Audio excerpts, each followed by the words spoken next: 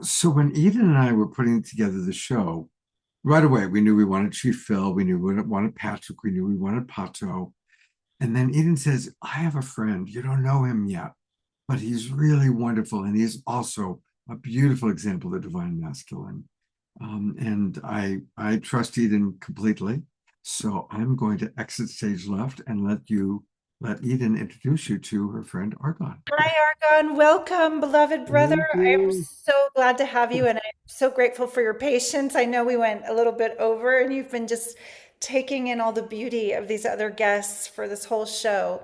But I want to introduce everyone to Argon Carrillo. He is a beautiful example of living in balance in divine masculine and divine feminine energy, in a being whose life is devoted to compassion, to healing, to service. He is in the same mystery school that I've been a part of for 17 years. He's been even longer. He's 20 years deep in the divine feminine mysteries as one of the only men, as one of the only men that's gone through initiation after initiation, who's very, very much devoted to the goddess and who has healed so much of his own wounding with the masculine to now be able to stand in absolute love and support for all men as a leader of a man who can see the divine in all men, even though his life started in such a tough way that was very, very challenging for a long time for him. His own healing, his own heart has broken up, open to unconditional love for all men and service to help men remember who they truly are. And Argon is an alchemist. He creates holy anointing oils, just like the oils that were used thousands of years ago in the Holy Family. And I would just love you to share a little bit more about your work, this incredible transformation that you've been going through, that you've gone through around the divine masculine. Thank you so much, Eden. Ah, thank you. I feel deeply privileged to be part of this conversation, and I was deeply touched by the shares of the brothers before me, and I just appreciate the opportunity that we have to speak the voice of the masculine in the world nowadays. It's so vitally important. And where do I start? I would I would start by sharing about my upbringing, which Eden mentioned, and I was raised Catholic, and I had a very difficult, challenging childhood. Um, and early on in my life, I became aware of my deep love for the divine, and to the extent that, based on my sexual expression, which I thought it was wrong and bad, I wanted to offer the rest of my life to the service of the divine so that I would be forgiven. And then when I did that, and when I did that, I came to a huge disappointment to find what I was running away from there. And that led to stop all the connection with the divine. And during that time, my father also confronted me about my sexual expression, and he asked me to leave after that. And life brought me to Salt Lake City, Utah, back in 1997. And I had no idea what was going to be of my life. I just knew that I wanted to create a good life for myself. And one of the first things I did was to learn English. And when I was ready to find to read my book, my first book in English, I went to the bookstore and I closed my eyes, and I said a prayer to the universe, please lead me to what I need right now. And I closed my eyes and I reached out to the bookshelf and I pulled the Mayan Oracle by Ariel Spilsbury, which drove me into a beautiful transformative journey in the divine feminine mysteries. You know, to come to, I remember the first time that I realized, oh wow, I can speak to the divine as mother. Yes. That was so different to what I was used to, you know, and just had no background with that. So all in all is to say that I am a man who has walked through the fires of deconstruction and healing to remember what it means to be a divine human, like Chief Phil mentioned at the beginning, which I really resonated with, and um, and to live in devotion to the sacred. So, for half of my life's journey, I've been immersed in the divine feminine mysteries, walking with her, studying with her, weeping at her altar, anointing others through her frequency of compassion and surrender and deep, deep listening. And at some point I realized I couldn't I couldn't fully embody the whole of me or sacred union of my polarities of masculine and feminine if I wasn't tending to the masculine within me. And truthfully, I avoided it. I avoided it because I had so much wounding around the masculine and I was confusing the healthy divine masculine with the wounded masculine that I was seeing in the world. Right.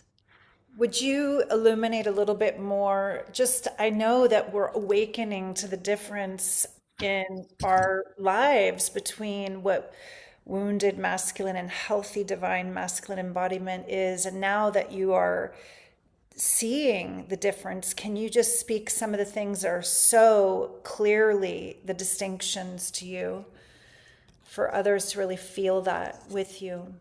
Yeah, absolutely. So some of the traits that we can easily recognize is the conditioning that says that emotions equal weakness as men, that power equals control, that worth equals productivity, that masculinity equals domination, and that's really not the case. Right. This is the wounded or more toxic Most masculinity. masculine, yes. And the sacred masculine is about a stewardship of the sacred. It is about clarity and emotional integrity. It's about presence, being fully present and in your body, not exiled from your emotions and your feelings, but fully here, feeling it all as it is, I and noticed holding that space. I noticed when Chief Phil was telling his story about his father and his childhood, you were wiping away tears and really letting yourself empathize. And that empathy, I've heard it in Pato, I've heard it in, of course, Patrick, and now in you, and how that is a divine masculine trait to have that open heart that just feels so deeply. Absolutely, and I think that most of us in our culture have been exiled from feeling and exiled from our inner world, really, ultimately, you know. So the the sacred masculine is the man who can cry and still feel strong, and the man that can listen more than he speaks, and the one who holds himself accountable, and the man who tends to the earth and to life and to the sacred and to the feminine without losing himself. The man who is leading with clarity and from the heart, not from control. And most importantly, the man who leads himself first. Say more about that. So, a man who's accountable, who can reflect and lead himself back to love. When you say a man who leads himself first, what does that look like? What that looks like is to having the capacity to acquire whatever emotional tools you need for your expression, I recognize that myself and what I see sometimes in others is that um, in the absence of emotional tools, many men turn to overworking or porn or alcohol or withdrawal. And that's not necessarily a flaw, it's a wound that we need to recognize. So, one of the sacred practices, whatever those are, anointing, breath work, men's circles, offer another way that teaches that feeling is strength and that tenderness is power. I'm just going to When say that again, that feeling is strength and tenderness is power. And the willingness to find the tools that help lead you back to that feeling and that tenderness, that undefended heart. absolutely, and ultimately back to my body, because that's one of the things that I'm recognizing that I'm back.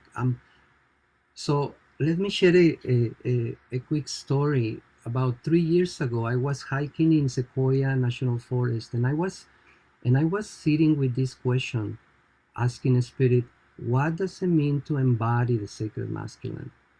I want to not understand as as a concept. I want to have a lived experience of what that is. And I was walking by myself, and I walk around this bend, and I look up and I see this beautiful, gorgeous, perfectly formed pine tree, but it was dead, just the wood, perfectly formed. And as I stood there and looked at it, I heard inside of me, the sacred masculine is like a dead tree. And I said, okay, tell me more, Spirit, because I don't really know what this means. And I continued walking, and about 20 minutes, half hour later, I was standing in front of this beautiful tree that was very much alive, gorgeous, perfectly formed, and it was so beautiful that I had to that I stood there for a couple of minutes just to take in the beauty. And in that taking of the beauty, it dawned on me the sacred masculine is the structure through which the feminine flows, feminine life force flows through. And it made a lot of sense to me. So when we look at a healthy tree, we're looking at a perfect balance of masculine and feminine, a structure and life force moving through as one, unified. That's beautiful. And that's in all of us as well. That We is in are all of that. us. Yeah. Absolutely. I can see a lot of hearts coming up, people resonating, and people writing in the comments. They're really resonating with things you've said. Feeling is strength and tenderness is power. DRS says gentle men, the true meaning of gentleman, that Yes. gentleness of spirit. Yes, the powerful thank you to the powerful masculine men for opening and sharing from the depth of your hearts, from your feelings tonight. It's so refreshing, so beautiful. You know, one of the things that I would really like to share tonight, that is based on my own personal experience, is that I feel the sacred masculine. One of the most important things for the sacred masculine is to welcome yourself back into your body. Is to welcome yourself back to your feelings, to and to recognize your body as a temple, as sacred, as holy. And that's what I teach now. You know, when I began to anoint myself as a man, I was reclaiming the altar of my own body. I was saying this body is holy too. And that's what I do in my work now, Yeah. to help remind others that truth. Powerful. And would you share a little bit more about anointing? Because I know we have this word, the anointed one, as a religious reference from Christianity, right? But it's more than just this one amazing divine being that is an anointed being. There's also the art of anointing oneself. Can you share a little bit more of what this is? Absolutely. It'll be my joy to talk about anointing. So, if we were to say what anointing is in one sentence, it will be the kiss of a spirit in the body, The and kiss of of spirit spirit on the on the body. body. And anointing basically means to honor yourself or other as sacred. So when we are anointing ourselves, we are honoring our body, our temple, as sacred. And when we anoint others, we are not only seeing this person as the divine, but we are also touching that person with that same reverence, with that same presence. That reminds me of what Patrick said, that before he even talks to someone, he sees how sacred they are. He says, "You are a sacred being," to himself. That when you're laying your hands of light with the holy oils, you are honoring their body as a divine being, and Absolutely. how sacred their body is. That is powerful, really So, powerful. so every time we offer ourselves that presence and that sacred touch, we are becoming the anointed one by that honoring of the sacredness of our bodies. Beautiful. I know that you were inspired after years in a divine feminine mystery school to study with men that are helping other men in powerful work to understand. It's a little loud, whatever you're doing. I would just Sorry. okay. There's men in your life now that you respect, that you're learning from about men's work and how to embody this kind of sacred polarity of being more in your masculine, divine masculine essence, that you can share your anointing with these men and other men who are wanting to come into this work with you. Can you share a little bit about what you're offering? I know you've created something really powerful and really beautiful for men. Yes, thank you, Eden, for bringing this up to light. I recently participated in a men's group in a journey of 108 days, and it was within the cradle of this container with brothers, which, by the way, it was my first time being open to be in sacred space with men. You know, most of my time in the divine feminine mysteries have been in sacred space with women. So this was a very, it was different, and I hadn't had experience, and I was open to that, and it was by witnessing my brothers and their pain and their reflections, and therefore looking at my own, that I had been holding the seed of creating a line of anointing oils that will support the embodiment and the remembrance of the sacred masculine. And it wasn't until this experience that, out of compassion for our process that we were living through, one night I just felt the download that said it is time to make this creation. So I have created the first anointing oil of a line of sacred masculine remembrance, and it's called Temple of Return. Mm. And this is a beautiful oil that is being co-created with nature spirits and with the energies of the unseen to support us men, and not only men but all beings who want to honor the masculine within, but in particular for men, to support them in coming back to the body, in coming back from the exile of feelings and emotions, and also to begin to release the imprint of trauma from the physical body. So I'm very excited for this medicine, for this temple in a bottle. Argon, That is I'm now guessing this is a good time for us to go to your website. So maybe you can show us that. Argon's website is bluedragonalchemy.com. Bluedragonalchemy.com. And Argon, where can we find what you were just describing? If you please go to the store and then scroll down, and I think it's the first, the middle one, Temple of Return, on that first row. Uh-huh. You click on that, The middle the image. middle image. That is the, and then here, where you see that sentence that says "Go here," if you click, that is underlined. It Oh, says, yes. yeah, right there. Thank you. So this is where you find all of the information and the plant allies and crystalline allies that came forward to create this beautiful anointing sacred oil. And I I express that this is a co-creation, because this is not my creation alone necessarily.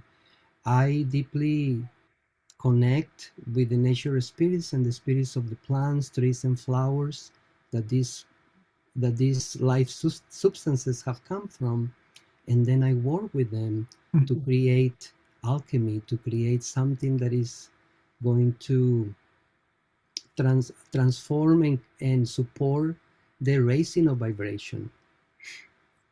And Argon, I know that you have plans to work in alchemical circles with men soon. And if people are interested, can they get on your mailing list through your website? Is that something that Yes, you would? absolutely. I am planning to um, start an offering, particularly for men here in the San Francisco Bay Area in the spring of 2026, and it's going to be called Men of Heart. Beautiful. So please, I Bring them invite you back to from exile from exactly their exile, hearts. Yeah. or from their heads back to the heart. Yes. um, and what I was going to say. Oh, please sign up for my newsletter, and then you will receive a notification, or check out my websites for the page that is dedicated to the classes that I'll be offering in 2026. If you just Beautiful. go to his website, again, it's bluedragonalchemy.com, click contact, and this form comes up, fill it out, and that way he will, you'll be on his email list and you can learn all about it. Messages required. Oh, okay. Namaste. Wonderful. There's some really lovely comments I'm going to read for you, Argon. Doug May says that the image you gave of the tree as a structure through which the feminine flows, the life force energy, is strongly echoed in the Kogi cosmology. And the Kogi are the tribe Oh, that called Patrick to them for to the them, prophecy yeah. to begin that sacred work. So very, it's the same resonating with the Kogi. And then Dr. Laura says, Argon, you are connected with the elementals. I feel that deeply. Yeah, he's a plant medicine Thank man, you. definitely. Grace says, how wonderful. Men coming back to their body, coming back from exile, healing from their trauma, moving into their true strength and tenderness. And then Shoshana says, did the Davic essences come forth as devas? Some of them, their Davic presence with a physical present essence, such as a flower or a crystal or other sacred ingredients. I love your share. So you were saying you were not alone in creating the blend of this anointing oil for the sacred masculine, that you're working with the spirits of the plants. And their guidance. Do you Yes, feel like those are the Davic presence that comes? absolutely, absolutely. That's powerful. It's And very powerful, and I learned to set aside what I thought I knew about oils and blending oils, and really allow that guidance and that magic to flow through unimpededly. I think Shoshana, you should definitely get on Argon's mailing list so the two of you can talk more about tree spirits and how much you might have in common. This is very beautiful to see. She's really resonating. And she says that she's writing a tree oracle, and there are correspondences coming through with so many maps like the Mayan. Mm. The Mayan. Yes, wonderful. So here's the link in the chat for Argon's email list at bluedragonalchemy.com /contact slash me for all of our YouTube and Facebook people. Argon, so wonderful to have you included in this incredible show. I know that we're getting a little late and there's more to come. We have a prayer, right, by our That's wild right. monk coming. And yeah, if there's any last word or Yes, transmission from your heart there to is there everyone. is one last thing I like to say, and that is to my brothers in the world: don't go back to sleep. Don't numb. Don't wait, because the world needs your presence, your tenderness, your power, your truth, Mm. now more than ever. Oh, Thank you. Oh, blessed be this truth. Thank you, brother. Thank you so thank you, much. Argon. Thank you so much. Thank you, Eden, for bringing your good friend into perfectly for tonight's show.